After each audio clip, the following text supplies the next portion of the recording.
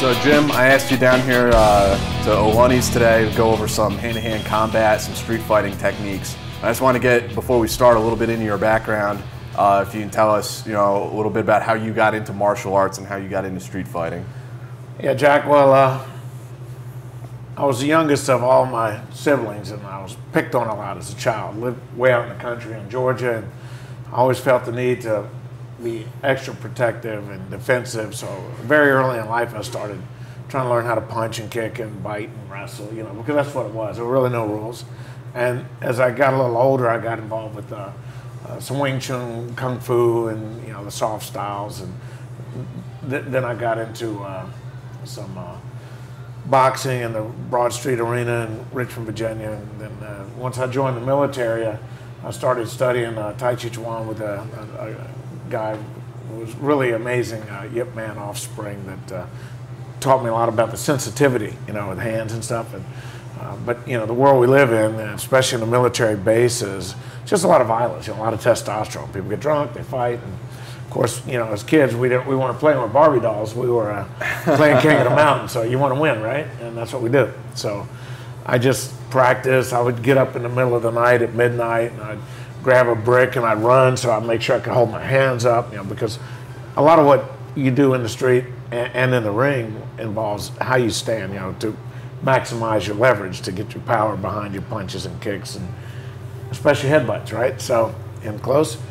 And, then I actually got out of the Army for a little while, and I went to a garage in Richmond, Virginia, and I started training with a guy who is currently the top rank, number one light heavyweight contender in the world, professional. Had no idea. And it was a war from day one. We used to fight and battle and run. And I think for the next couple of years, every ID card I had cuts and black eyes. Because you kind of experience, though, you do get chip shots every now and then when you train, right? So you never know what your next picture is going to look like. And then, of course, I went back into the Army to pursue my real goals, being special ops. And as I pursued that, every level that you achieve, you want more. So, the Gracie Jiu-Jitsu, I'd study, Jiu-Jitsu, boxing. I trained with Anthony Bradley, who I've known since 1972, who was also an assistant Olympic boxing coach, world team coach, USA team.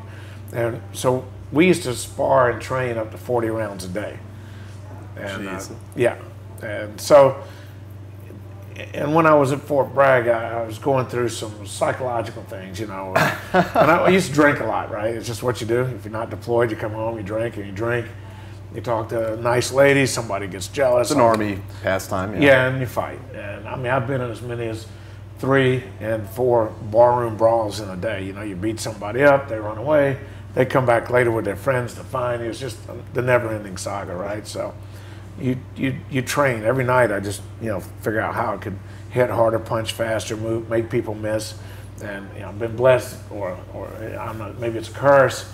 I've got a really hard hit, so I've taken some sucker punches too, stabs to the back, beer bottles to the head, and still walked away from it. So well, I wanted to ask you, because today what we're focusing on is street fighting. It's out of the ring. There aren't any rules in a street fight, as you constantly tell us.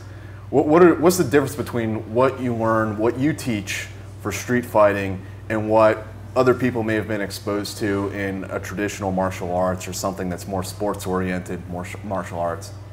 Well, the first and foremost, once beyond how you stand and making sure you develop leverage, it's all up here at your intent. To me, I think we generally fail as a group, as a nation, in some places worldwide, that we just don't think it could ever happen to us. So when you train, you hear a lot about visualizing.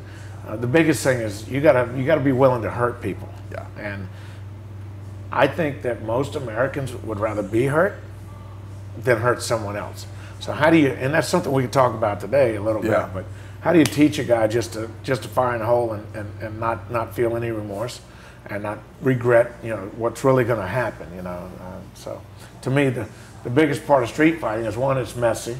You're never quite perfect, so it doesn't look like Hollywood, and it doesn't look like a sporting event. So I've seen some pretty rank amateurs out there look like a street fighter, but You know, so it's a little messy, but so you're one away from perfection all the time. So you got to be able to hit these points where you can really just light them up, and that's all in your head. Your vision, your attitudes, all got to be designed to take that moment, which is going to be in a flash of a second, and you got to find that. You can only do it relaxed, and you back out of that. You've got to train to be mean. You got to know what to do after that first technique fails, right? Yeah. Never throw one. All right, let's get started.